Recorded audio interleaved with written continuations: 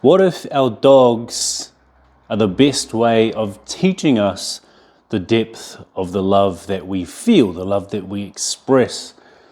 One of the most important things about this is what I'm realizing myself now living here in Australia. I think growing up in New Zealand, and I don't know if this is everyone, but growing up in New Zealand, most of the people that I know, dogs to us were literally just a way to protect our partners, our wives, and our kids. And so we didn't care about them like they were a part of the family. They weren't really a part of the family. They were really just a protector that we got. And for the men, it was like if you were at work, if you were away, you had a dog there, so you didn't really have to worry about protecting your family.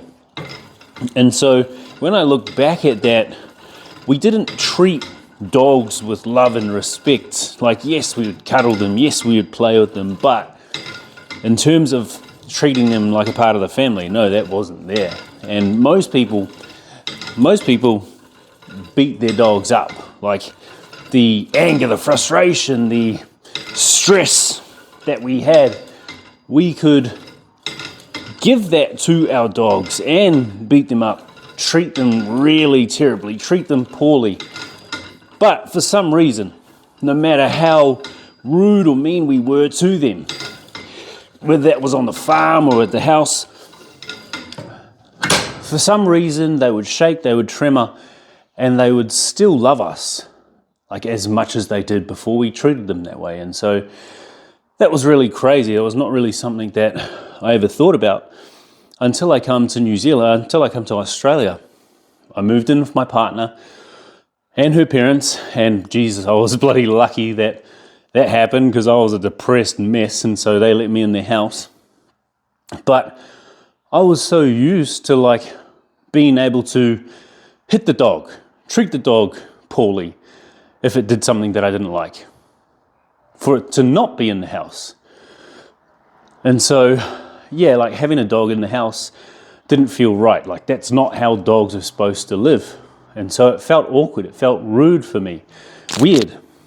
And from there, like getting our own dog when we moved into this house and like having to learn the lessons of, dude, don't treat your dog like that. It doesn't deserve it.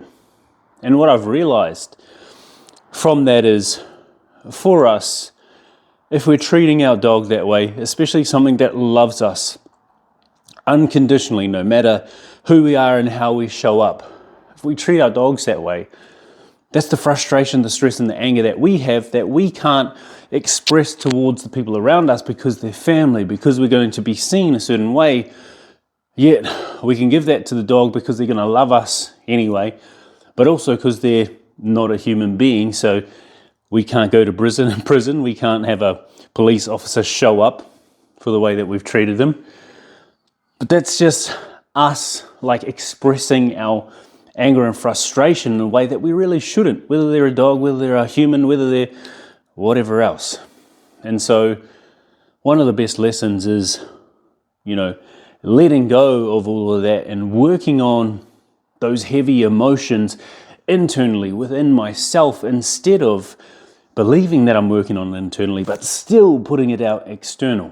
It might not be to the partner, to the parents, to the brothers and sisters, the family, or the kids that we have. It might be to a dog, but still that's not right. Still that's not okay. That's us expressing it in a certain way rather than like accepting it, feeling it, releasing it, and working through it, working through the emotion, working through the memories and the trauma attached to it, and overcoming that so that we become a person who treats the energies, the people, and the spirits around us with passion, with integrity, with authenticity and discipline. And so one of the best things about taking Simba for a walk around maybe 2 weeks ago was we walked around through the park in the place that he loves walking. It's down by a creek, and I let him off the leash and he just roams, he just runs, and he loves it.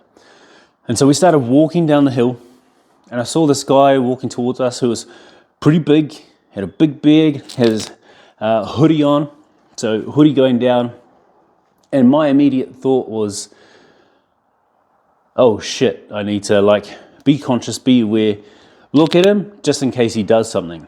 And so I put Simba back on the leash, we're walking towards him, and when we got to him, he was walking like really aggressively, or looking like it anyway, my mind interpreting it that way, seeing it, probably because my mind's just in a state of like trying to protect itself from someone like that. But we get to him and he pulls his hoodie back. He has the biggest smile, this stocky dude, and he looks at Simba and goes, hey boy, and puts his hand down and tries to like pat him, right? And he does, because I let Simba do that. And Simba's like wagging his tail, he's moving around, he's happy as, and that was probably the point where I realized, oh crap, dogs are here to show us what love can be to its fullest extent. Obviously, it's not to love everyone that way, even if they treat you poorly, even if they treat you like shit. No, we need to detach ourselves from that. Like, learn the lessons from it, absolutely, but detach ourselves from that.